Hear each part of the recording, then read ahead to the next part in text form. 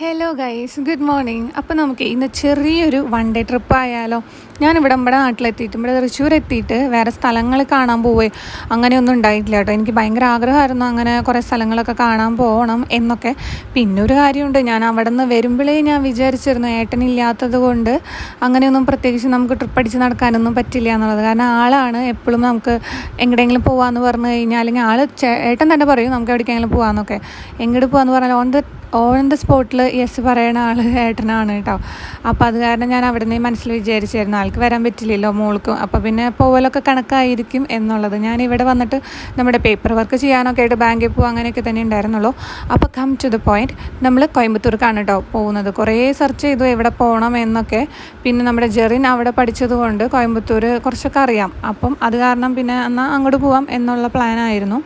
ഞങ്ങളിവിടെ നിന്ന് 5 മണിക്കേ ഇറങ്ങിയായിരുന്നു. അപ്പോൾ ബ്രേക്ക്ഫാസ്റ്റ് ഒന്നും കഴിച്ചിട്ടുണ്ടായിരുന്നില്ല. തമിഴ്നാട് എത്തിയപ്പോഴാണ് നമ്മളൊരു ശരവണ ഭവൻ കണ്ടു. അപ്പോൾ നമ്മൾ അവിടെ കയറി നെയ് റോസ്റ്റ്, മസാല ദോശ, അങ്ങനെ എല്ലാവരും വെറൈറ്റി സാധനം ഓർഡർ ചെയ്തു. എല്ലാവരും കഴിച്ചു. കാരണം ഒന്നും നമ്മൾ കഴിച്ചിട്ടുണ്ടായിരുന്നില്ലല്ലോ. അപ്പോൾ അത് കാരണം കൊണ്ട് പിന്നെയും ലേറ്റായി കഴിഞ്ഞാൽ നമുക്ക് എല്ലാവർക്കും വയ്യാണ്ടാവും. അപ്പോൾ പിന്നെ ട്രിപ്പ് തന്നെ ആകെ ഒരു ഉഷാറുണ്ടാവില്ല എന്ന് കരുതുകൊണ്ട് അപ്പോൾ തന്നെ നമ്മൾ ഫുഡൊക്കെ കഴിച്ചു കേട്ടോ. അങ്ങനെ അത് കഴിഞ്ഞ് പിന്നെ ട്രിപ്പ് തുടങ്ങി. നമ്മൾ കാറിലിരുന്നിട്ടാണ് ബാക്കി എവിടെ പോകണം, എന്താണ് കോയമ്പത്തൂർ, എന്താണ് കാണാനുള്ളത്, അങ്ങനെയൊക്കെ അതൊക്കെ നമ്മൾ നോക്കിയായിരുന്നത് കാറിലിരുന്നിട്ടാണ്. ഫോണിലൊക്കെ നോക്കി അങ്ങനെയൊക്കെയാണ് നമ്മൾ പ്ലേസ് ഓക്കെ ആക്കിയത് കേട്ടോ. പിന്നെ നമ്മൾ ആദ്യം ജെറിൻ പഠിച്ച കോളേജിലേക്ക് പോയി. പക്ഷേ അവിടെ എക്സാമൊക്കെ നടക്കുന്നതുകൊണ്ട് അവിടെ കയറാൻ പറ്റില്ല എന്ന് പറഞ്ഞു. അപ്പം പിന്നെ നമ്മൾ പോന്നു. പിന്നെ അതിൻ്റെ തന്നെ ആ കോളേജിൻ്റെ അവിടെയുള്ള സ്ഥലങ്ങളൊക്കെ തന്നെയാണ്. ഏതാണ്ട് നമ്മുടെ തൃശ്ശൂരുകാർക്ക് അറിയാം, ജെറുസലേമൊക്കെ ഇല്ലേ, അതേപോലത്തെ ഒരു സെറ്റപ്പ് കേട്ടോ. നമ്മുടെ കുരിശിൻ്റെ വഴിയുടെ എല്ലാ സ്ഥലങ്ങളും അതിൻ്റെ സ്റ്റാച്യൂസ് ഒക്കെ ഉണ്ടാക്കി വെച്ചിരുന്നു. പിന്നെ ആ തമിഴ് പാട്ടും ഒക്കെ ആയിട്ട് ഒരു നല്ല രസമുണ്ടായിരുന്നു. രസം എന്ന് പറഞ്ഞു കഴിഞ്ഞാൽ കേൾക്കാനും ഒക്കെ ഒരു കാം ആൻഡ് ക്വയറ്റ് ആയതുകൊണ്ട് തന്നെ അത് നമുക്ക് കേട്ട് ആസ്വദിക്കാനും പറ്റുന്ന ഒരു മോഡ് തന്നെയായിരുന്നു കേട്ടോ. പിന്നെ ആ സ്ഥലങ്ങളായാലും നിറയെ പച്ചപ്പും പിടിച്ച് ഒക്കെയാണ്. ഭയങ്കര വെയിലുണ്ടായിരുന്നില്ല, നിറയെ മരങ്ങളുള്ളതുകൊണ്ട് തന്നെ നമുക്കങ്ങനെ വെയിലൊന്നും ഇല്ലാണ്ട് കുറച്ച് നേരമൊക്കെ കടന്ന് നടന്നു. പിന്നെ ഫോട്ടോസ് വീഡിയോസ് അതൊന്നും എടുക്കണോണ്ട് വേറെ പ്രശ്നം ഉണ്ടായിരുന്നില്ല, അതൊക്കെ അലൗഡായിരുന്നു.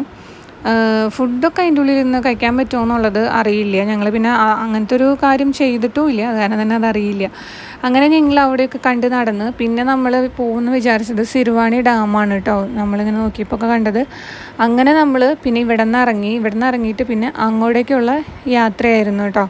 അപ്പോൾ ആ പോകുമ്പോൾ നമ്മൾ അവിടെ എത്തിയിട്ട് ഇത്രയും നടക്കേണ്ടി വരുന്നു അങ്ങനെയൊന്നും നമ്മൾ വിചാരിച്ചിരുന്നില്ല. അല്ലെങ്കിലും അതൊന്നും വലിയ കാര്യമായിട്ട് സെർച്ച് ചെയ്തിട്ടുണ്ടായിരുന്നില്ല. ഇങ്ങനെ ഒരു ഡാം കണ്ട് പോവാ എന്നുള്ള ഒറ്റ ഉദ്ദേശത്തിൽ വണ്ടി എടുത്തു എന്ന് മാത്രം കേട്ടോ. അപ്പോൾ ഇവിടെ നിന്ന് നമ്മൾ ടിക്കറ്റൊക്കെ എടുത്തു. അപ്പോൾ ഇത്രയും ആൾക്കാർ ഇങ്ങനെ നിൽക്കുന്നുണ്ടോ. ഇവിടെ നിന്ന് കുറേ അങ്ങോട്ടേക്ക് വണ്ടിക്ക് പോകാനുണ്ട്. അപ്പോൾ ആൾക്കാരാവുന്നതിനനുസരിച്ച് വണ്ടിയിൽ നമ്മൾ കുത്തി നിറച്ചിട്ടാണ് കേട്ടോ കൊണ്ടുപോകുക. അപ്പോൾ നിറയെ ആൾക്കാരുണ്ട്.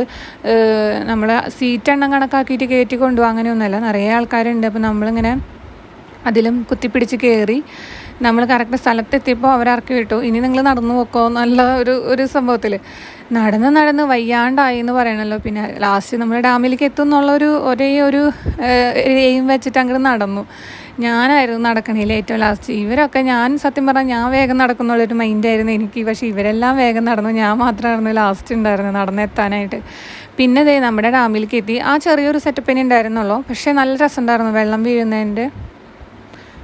വെള്ളം വീഴുന്നതിൻ്റെ അടിയിലൊക്കെ ഇരിക്കുമ്പോൾ നല്ലതുണ്ടായിരുന്നു. ഞങ്ങൾ ഇറങ്ങണ്ടെന്നാണ് വിചാരിച്ചിരുന്നത്. പിന്നെ വന്നിട്ട് നമുക്ക് പിന്നെ ഇറങ്ങാണ്ട് പോകുമ്പോൾ അയ്യോ മുതലായില്ല എന്നൊരു ഫീൽ എനിക്ക് വരും. അപ്പം പിന്നെ ഞങ്ങളെല്ലാവരും പിന്നെ വിചാരിച്ചു എന്തായാലും ഇറങ്ങാം. പിന്നെ ഞങ്ങളുടെ കയ്യിൽ വേറെ പേര് ഡ്രസ്സോ കാര്യങ്ങളോ ഒന്നും തന്നെ ഉണ്ടായിരുന്നില്ല.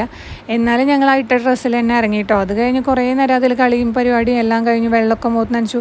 ആ ടൈം നല്ല ചൂടുള്ള ടൈം ആയിരുന്നതുകൊണ്ട് തന്നെ നമുക്ക് മുഖത്തേക്കും ഒക്കെ ഇങ്ങനെ നല്ല തണുത്ത വെള്ളം വീഴുമ്പോൾ അതൊരു പ്രത്യേക ഒരു ഫീലാണല്ലോ. അത് കഴിഞ്ഞ് ഞങ്ങൾ കയറി ഇച്ചിരി വെയിലൊക്കെ ഉണ്ടായിരുന്നു. അപ്പോൾ നമ്മൾ ആ പാറയുടെ മുകളിലിരുന്ന് ആ വെയിലൊക്കെ കൊണ്ട് അത്യാവശ്യം നമ്മുടെ ഡ്രസ്സൊക്കെ ഉണങ്ങി കഴിഞ്ഞിട്ടാണ് കേട്ടോ പിന്നെ നമ്മൾ കാറിൽ കയറി പിന്നെ യാത്ര തുടങ്ങിയത്. അങ്ങനെ ഞങ്ങൾ പിന്നെ പോരുമ്പോൾ വിശപ്പുണ്ടായിരുന്നു. അപ്പം ഞങ്ങൾ കാറിൽ കയറി ബ്രെഡ്, നമ്മുടെ കയ്യിൽ പഴമൊക്കെ ഉണ്ടായിരുന്നു. ബ്രെഡും ജാമൊക്കെ തേച്ച് നമ്മളും കഴിച്ചു. കൂടെ നമ്മുടെ കാറിൻ്റെ മുകളിലൊക്കെ നിന്നുണ്ടായിരുന്ന കുരങ്ങന്മാർക്കും കൊടുത്തു കേട്ടോ. അതിന് പിന്നെ പോന്നു. പിന്നെ ഒരു സ്ഥലത്തെത്തിയപ്പോൾ പനന്നങ്ക് കണ്ടു. ഞാൻ പനന്നങ്ക് ഇങ്ങനെ കൈ അതിൻ്റെ ഉള്ളിലിട്ടിട്ട് പൊട്ടിച്ചിട്ട് വെള്ളം കുടിക്കില്ലേ, അങ്ങനെ ഞാൻ ഇതുവരെ കഴിച്ച് നോക്കിയിട്ടില്ല. അപ്പോൾ എനിക്കൊരാഗ്രഹം കഴിച്ച് നോക്കണമെന്ന്. ഞങ്ങളെല്ലാവരും, ഞാനും ചേർന്ന് മാത്രമാണ് കേട്ടോ അങ്ങനെ കഴിച്ച് നോക്കിയത്. പക്ഷേ അത് വൻ ഫ്ലോപ്പായിരുന്നു. എനിക്കത് അങ്ങനെ കുത്തിയിട്ട് കഴിക്കാൻ നോക്കിയപ്പം വെള്ളമൊക്കെ എൻ്റെ വായയ്ക്ക് അല്ലാണ്ട് പുറത്തേക്ക് പോയി. അപ്പം തന്നെ എനിക്ക് ഭയങ്കര വിഷമമായി പോയി, ഇത് കിട്ടിയില്ലല്ലോ എന്ന്. പിന്നെ നമ്മൾ അതിൻ്റെ ഉള്ളിൽ നിന്ന് ചെത്തിയെടുത്തിട്ട് എണ്ണം പാക്കറ്റിലിട്ട് തന്നാൽ മതി എന്ന് പറഞ്ഞിട്ട് പിന്നെ നമുക്ക് തരാണ്ടുണ്ടായി. നമുക്ക് അങ്ങനെ കുത്തി ഇതാക്കി കഴിക്കാറിയില്ലുണ്ട്. അവിടെ തന്നെ ഒരു ചേട്ടനുണ്ടായിരുന്നു. അപ്പോൾ ആ ചേട്ടനാണ് ഇങ്ങനെ ചെയ്യുമെന്ന് പറഞ്ഞിട്ട് ഞങ്ങൾക്ക് അത് കഴിക്കാനായിട്ട് കാണിച്ചു തന്നത്.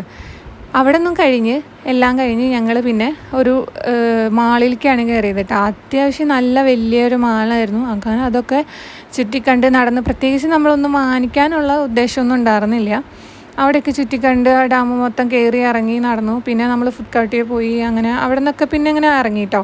പിന്നെ നമ്മുടെ ലാസ്റ്റ് ഫൈനൽ ഡെസ്റ്റിനേഷനായിരുന്നു ആദിയോഗി ശിവ.